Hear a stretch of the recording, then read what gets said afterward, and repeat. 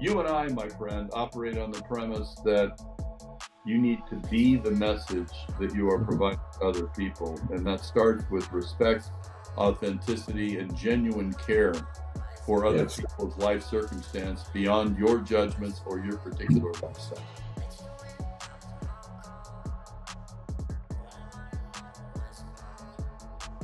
And, I can, people have said this before, that I could sell ice to an Eskimo, if you will, but it's not about that. It's about being authentic and being open to vulnerability. And you have to be present with a human being to do that.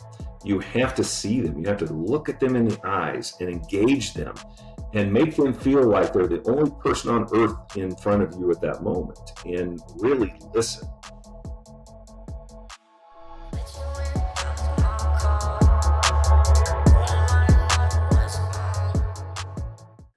Good morning, Al. It's great to see you again. How are you? Well, I'm great, and I'm really grateful that we get to do these once a week, Stace, because I get to see your smiling face, and we get to have a chance to share a sort of a metaphoric cup of coffee with each other and our listeners to see what we can do with this moment to sort of help other people find their way forward out of a place of passion and inspiration and faith and trust of life. Well, I couldn't agree more. I was thinking this morning about, I'm really the lucky one each week when we do this, because while our listeners get to hear from both of us and so forth, and I'm excited for our topic today and what we're going to share, I really get to learn every week. And I know our collaboration, you feel the same. We are excited to add value. And I think that just kind of kicks us off today, that we think about, why are we doing these podcasts, and why do people do podcasts and post things on social media? And we wanted to share kind of our observations of that and what we think might be a little bit of a different perspective about how it could be used more effectively, how it could have an impact on people that may be more lasting than, a 15-second like or comment on the post that day and scrolling down to the next thing. But and that's our goal, always, to add value that can help people perhaps challenge their way of thinking and their mindset for the betterment of their life. So, Al, let's jump in. And I know that you've got some thoughts on that you'd like to share. Well, I'd like to start by commenting on your opening there, Stacey. I think it's very insightful. It's a funny thing, as technology's developed, and you and I are old enough guys that we remember a time before there was even fax machines, which most generations today don't know what it is because we've so superseded that.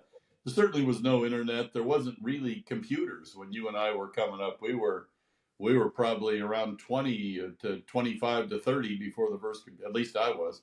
And so this has evolved so quickly and dramatically. If you think about, I like to think about things over time frames. And if you think about the evolution of, just a quick aside about technology generally before we jump into social media, if you look back 1,000 years, or 10,000 for that matter, but if you, in the last 10,000 years, if you saw how the consciousness of humanity in terms of its connection with one another evolved, you would see a very gradual rise over 10,000 years. And then when we got to the classical period with Greek and Rome and early China and whatnot, probably around 2,500 years ago to 2,000 years ago, we started having an uprise here in various spiritual leaders that came along: Buddha, Christ, Lao Tzu, Confucius, lots of Plato, Socrates, lots of people that had profound impact on humanity going forward. Then we move past the Roman and Greek phase, and we go through the Middle Ages, the Dark Ages, and then we get to the Enlightenment. And the Enlightenment was a major uptick of the rate of acceleration because we had the rise of natural science, and with it, the realization by people that the universe didn't circle around the Earth. The Earth, in fact, circles around the sun. That got a few, Galileo hung or whatever. They got a few people in trouble because you can't break these paradigms. And then we get into essentially this acceleration of information and technology and connectivity that really started accelerating in the 20th century. And by the time we got to the latter 20, 30 years, it's on a line like this. And now with this line going on, we have this hyper connectivity of the entire world. For the first time in the history of humanity, any human being on earth can issue forth an opinion, or for that matter, share, you know, information off the dark web of how to create a nuclear bomb, good or bad information, with everybody else in the world, theoretically. You can be in the jungles of the Amazon and still know what's going on over in Belgium. And so that to me represents a new challenge for humanity, because I think the biggest risk we all face is technology, and AI, artificial intelligence, is a big example of this. Intelligence runs the risk of outpacing human consciousness to be able to handle the power that technology represents. And so what the heck does that do with our, have to do with our topic today? I think it has a lot to do with it, because I see the way most people interface with social media as sort of the first stage of getting used to this ubiquitous communication available to all of us. And so it's being utilized and practiced in a very, in my opinion, superficial, indirect, shallow, and largely ineffective way, where if you and I are going to go start an ice cream store together as a business, we need to get it on all the sites, and we need to just saturate people with, and they can't be sound bites longer than 30 seconds or they won't pay attention. They go on and all of that. I don't agree. I think what matters to you and I and everybody listening to this podcast is they live an internal life that's rich and deep with all sorts of nuance and meaning. And what we really want is connection with life and with other people in a meaningful, qualitative way. So you and I are doing podcasts that probably break the mold of how most people do podcasts. We don't have a lot of other guests on. We're willing to. Anybody that wants to come on, you can contact us and you'll be invited. But I think at least I believe our approach, Stacey, is we're going to be iconoclasts, and we're going to break the rules of what is told in all the marketing schools you have to do. I'm not interested in doing that. I'm interested in offering a conversation with my brother, Stacey Harding, a man I've come to know and love and respect as a deep man of wisdom, to explore various topics of consideration in the human condition that I've run across in all my years of coaching people and life and all that, and you have. And not because you and I have the answers, but because we want to issue an invitation to other people to go to the next level of interface between technology and human consciousness, to invite it to serve humanity in deepening relationships rather than creating a more shallow, increased tendency to treat one another in an objectified way as merely potential customers for whatever the hell we're trying to sell. What are your thoughts? Yeah, I think that's exactly right. And as I was contemplating our conversation today, I was really thinking about the connection with people. And, that's where the richness of life is when we have deep, meaningful relationships that are, deeper than a dime deep. And it's not superficial, but it's truly engaging our souls and our hearts and our minds, not just having an intellectual conversation or a social engagement. And I think so much of what we've seen happen over the last couple of decades is that while we have instant information and tools available through all of this technology and social media, and information is unlimited. I mean, if you want to learn anything about history, just Google it and you'll get enough data to spend hours researching it, reading it. But it feels to me that what we've done is we've diminished the depth of relationships. And I have just come across so many people that feel unseen in life. I mean, not only not valued, but they just don't even feel like people see them. And I'm not talking about just people who are introverts and standing on the sidelines. Successful people, wealthy people, they don't feel seen and heard. And oftentimes, and I think this could be true in relationships and marriages, that the longer that relationship is, the more likely it is that someone is going to feel understood, for sure, maybe unseen. And so I think there's ways for us in kind of communication and just in the way we post things personally on Facebook or social media channels elsewhere, that we continue to deal with this idea of we want to project an image. And partly for our own, I guess, worth, our own enjoyment, our own pleasure to have people like our posts or comment on them. And I think it's dangerous because it causes us to not have a solid foundation of what true relationships are about and meaningful relationships. And so I think there's ways we can talk about that. And it was occurring to me earlier today also that I've watched a bunch of podcasts where people are talking about you must be authentic if you want to build your business and you've got to do these things. And they're the most pretentious presentations I've seen. Like, do they think that people don't see through that? And unfortunately, I think it does sell somewhat because people are not immune to manipulation and Right. even from media. And certainly we've seen that on the larger national and world platforms. But I would love for us in our podcast to cut through all the BS, if you will, and really talk about what's real in this world and what's real or not real on social media. I think that's right on target because I think one of the risks, I think the way the trajectory of societal and human evolution can be measured in the secular sense is in what's occurring with our children, with younger generations. And if you see the impact of social media, I saw a video this morning from on Bill Maher, who is a guy who 4 years ago I would have said was a raging progressive liberal, whatever you want to call it. These days, not so much. He's sort of slightly right of center, which I find interesting. He says he hasn't changed, just that's how far society's come. Yeah. Well, he brought up a topic that I thought was very interesting. I'd never seen this before. He showed a chart of statistics measured from some Harvard or someplace that did a study.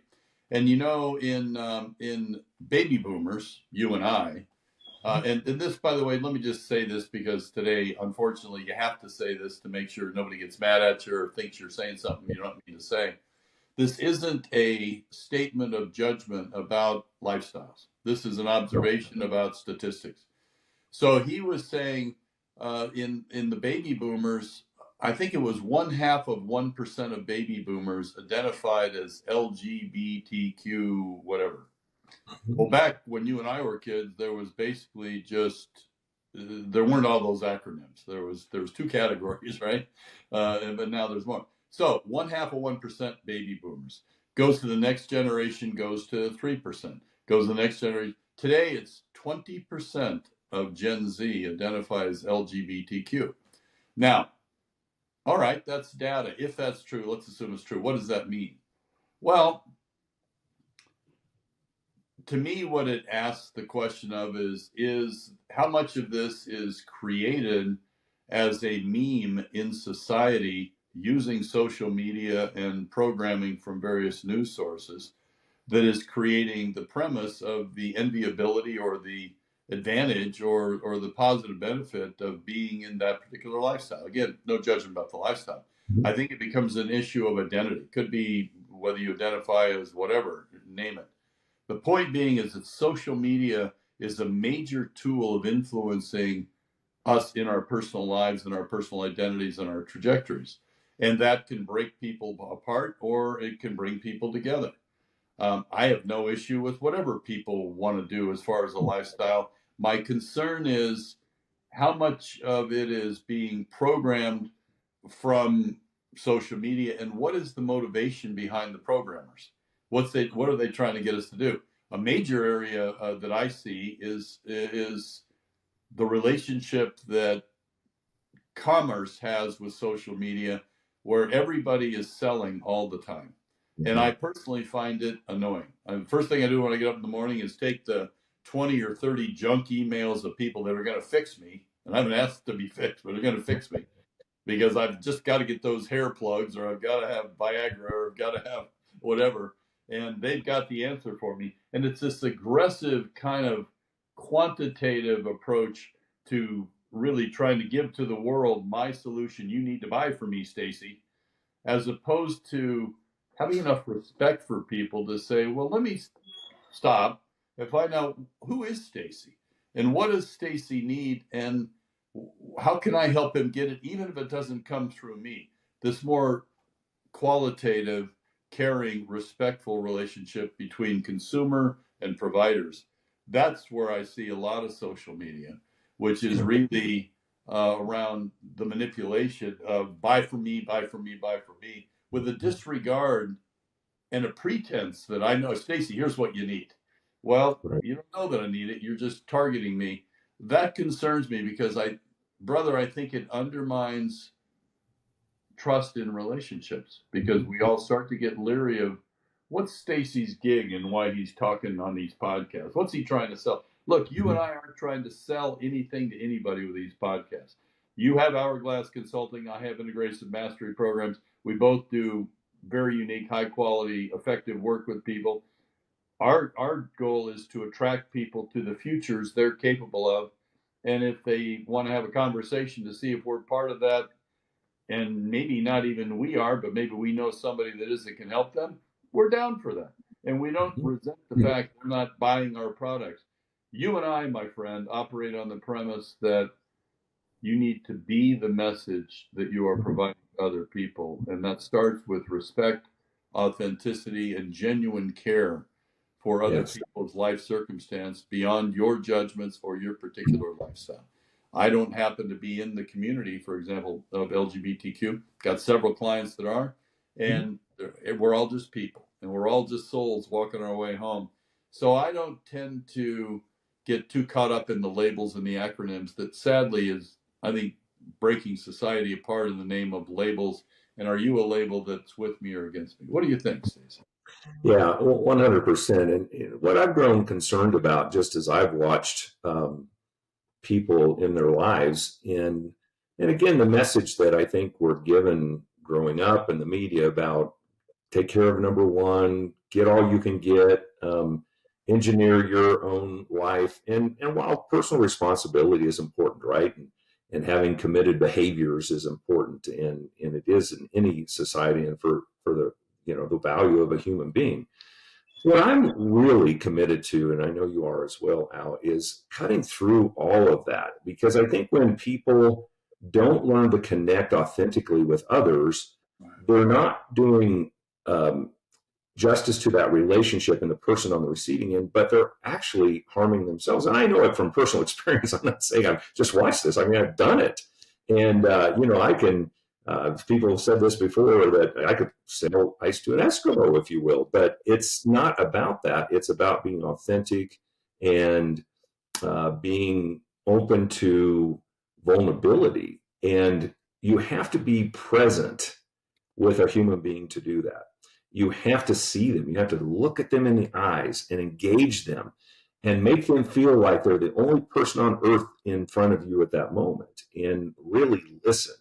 Most of us all the time in conversations when somebody's speaking, we're thinking about what do we need to say next. And I'm trying very hard, so I'm not always prepared when you say, what do you think? I'm like, well, I wasn't thinking about what I'm thinking about. I'm trying to listen to you. But it is important for us to slow down, I think, and be present with people, and do that on social media, if we will. It's all fun to post pictures. I do it occasionally, and have the joy of sharing some temporary happiness that maybe we've had at an event or a gathering of that type. But what would happen? I mean, is it possible for us to, in this generation of instant gratification and all that's available to us, is it possible for us to stop and say, I'm going to work on the quality of my relationships, not the volume of them. And I'm not going to seek likes. I'm going to seek relationships.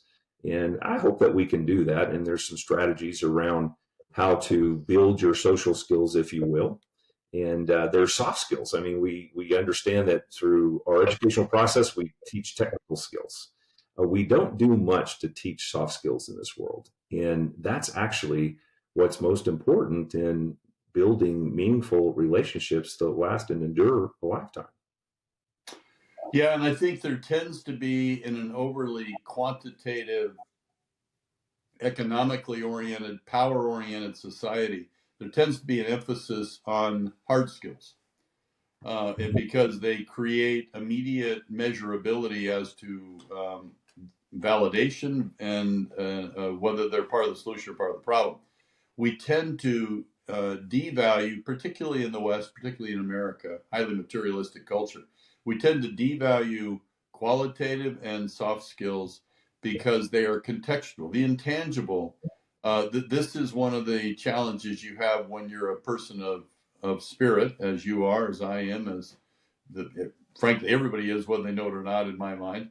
And so, what's the value of soft skills? What's the value of the intangible? What's the value of breaking rank with this programming we're getting to be just about driving to the hoop, make money, get success, buy the big car, buy the second car, buy the third house? What's the alternative to that? Because that stuff obviously it doesn't going to make us happy, yet everybody pursues it. I think it's what you said, Stacey. It's vulnerability, and I think these conversations we're having, this podcast, are level 4 conversations. I think it's an opportunity for us to briefly discuss the dark side of a quantitative, saturated social media trying to sell you their whatever they're trying to sell, at the expense of true connection in this way. When you have a more shallow, superficial interface with each other through technology, it creates the invitation for labeling. And once we begin to label each other, oh wait, you're a Democrat, I'm a Republican, you're out of my tribe, I want nothing to do with you, you're a bad person. Oh, you're a Nazi conservative that believes that. We have these trigger words and categories that put people into groups too quickly. And as a result, we're creating a divided humanity into camps, armed camps, warring camps. It's increasing the conflict in the world. That's a level 3 pathology. It's egos labeling other people out of a sense of you're either part of me or you're the other. And I hate the other. The other is evil. I'm going to battle you, right? That's level 3. Level 4, in my opinion and in my experience, is I may meet somebody that votes differently than I do, that looks different than I do, that has a different sexual orientation than I do, that has a different lifestyle than I do, that live in a different country, a different culture. They can have all the differences in the world that have me nothing immediately in common with them. But what my level 4 says I can do is I can look at that person and say, Stacey, I don't know everything about your life. I don't need to know everything about your life because you are someone who I can look at through the lens of what values you present in the way you relate to the world, because that to me is the portal to understanding what is in you that's lovable, which is your soul. And I share that place with you, with my soul, beyond the surface delimiters of what camp and what label you are. That's the reason for these podcasts. It's the reason we do them in the way we do them, is we want to invite people back into a larger sense of connectivity with all human beings being love-worthy, because they all have this thing we called soul, and maybe we'll do a podcast on what the heck is soul. But we all have this place of intangibility that is the root, the source of where this physical thing comes from, that's going to come and go with time. And so from that place, I can love you. I can love anybody listening to this. I can love people I've never met that vote differently, look differently, because in the end, those are all surface functions of personalities and egos in the world. And what social media could be is a chance to bring people into a higher order of connection, into a state of oneness, regardless of the invitations for differentiation and alienation. What do you think? Well, you said some things there about soul that just made me think so richly about some information I've been reading in a book recently. And it talks about this idea that we all have some differences. We have different physical abilities. We have different economic status in the world and all those things. But in the end, we all are equal at the soul level. Right. And so when we go through life and we work to have these rich relationships, if we can see people, whether they're agreeing with us or not, as this is my soul partner in this journey in life, because we all are, we're all connected. And I know sometimes we think that's just kind of, out there things that you think about, but the reality is when it's all stripped away and we're at the end of this physical journey, we are all destined to the exact same outcome. And I think we can value one another more if we think about, well, this is my soul brother, this is my soul sister. I don't agree with them on hardly any of the intellectual things they're talking about, but I can love them anyway. And in some respects, that's the way we love ourselves, is it not? I think frankly, our relationship, you and I, is a good example of this because honestly, people listening to this podcast may not know it, but you and I have probably not spent a total of 10 minutes in conversation for the last 30 years until we started having conversations 3 months ago in great depth. And it so quickly became a recognition that there's somebody here who I have a deep level of resonance with, synchronicity with, connection with. And here's this thing I've been doing for a long time, Stacey. What do you think? And you're like, yeah, that's what I need to be doing. And so you start Hourglass, and now we're going to go serve the world with that. Mm-hmm. I think it begs the question, Stacey. Let me ask you this because I've thought a lot about this. I have this thing on the 8 Noble Virtues. But if I just take the very first one of love, how would you define the difference between level 3 love, ego based love, and level 4 love, soul based love? Well, thanks for asking that, Al. It's conditional versus unconditional, right? So level 3 is I'm going to experience love with you if I'm being fulfilled with my expectations in that relationship. Mm-hmm. And oftentimes they're very self-centered, perhaps even narcissistic, and they're not they're not conscious in the sense of understanding the perception of the reality of the other person's viewpoints of something. Mm-hmm. And I've experienced those relationships, and I'm sure I fall back into it from time to time. But level 3 for me would be I love you because you fulfill needs that I have in this world. Mm-hmm. Unconditional is I love you because you are a gift in this world to the world and to me. Mm-hmm. And you don't have to do anything in order to earn my love. Mm-hmm. It's all, I can't hold it back from you because it's so unconditional. And I think human relationships, it's hard to do that if both partners aren't operating in their soul at a level 4 consciousness. Mm-hmm. We're going to talk a lot more about level 3 and level 4. But I'm telling you, I can't find significance in my life if I don't find a way to unconditionally love people and have positive regard for them, regardless of how they're behaving. See, this is why I'm grateful you're from a small town in Kansas. Because you have a really wonderfully pragmatic and clear, succinct way of capturing great wisdom. Whereas, unfortunately, I fail at that. I tend to want to, I'm Irish. I tend to need to paint the picture more fluidly. And so I love your definitions, actually, because they're so much simpler than mine, and yet they arrive at the same place. My definition of level 3 love is a conditional emotional transaction. I will love you if you meet these conditions. I feel it. It's an emotion. I'm in love, and it's a transaction. I'll give if I get, and it's transactional, basically. Level 4 love, I don't believe is conditional, is transactional, or an emotion. I think level 4 love is a spiritual recognition. Yes.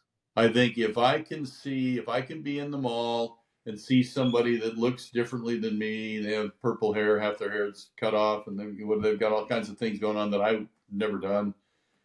And I can look at it, and my level 3 immediately wants to judge them for looking the way they are or acting the way they are.